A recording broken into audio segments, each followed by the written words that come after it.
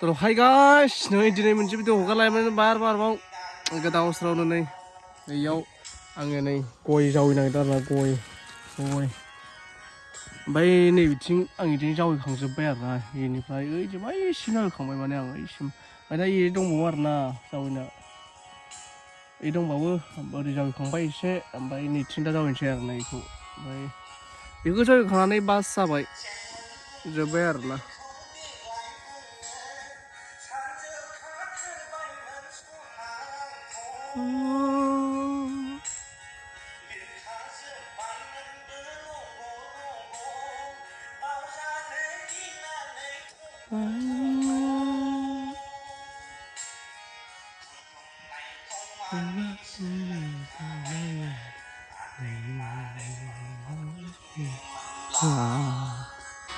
तो गाइस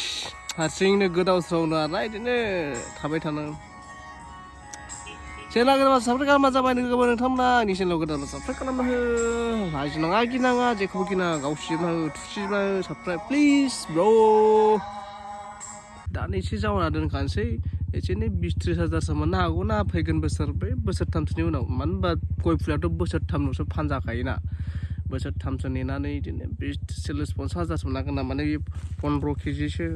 जावैदों आरोना आं दहाय जावैखांबाय माखासे दा नै 5 केजि जागोनना दं आरो माखासे 10 केजिखौ जावैखांबाय आङो ओमफ्राय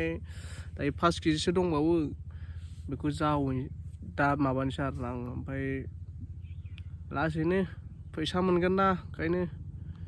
गायलाबायनानै दोनसै जावैलाबायनानै दोनसै गोदाव सोराव थास्लायस्लाय नङा होमबा हाग्राखौ एसे फोसाबनोसै बेखौ फोसाबनानै आं एवनो जागौसै आरोना माने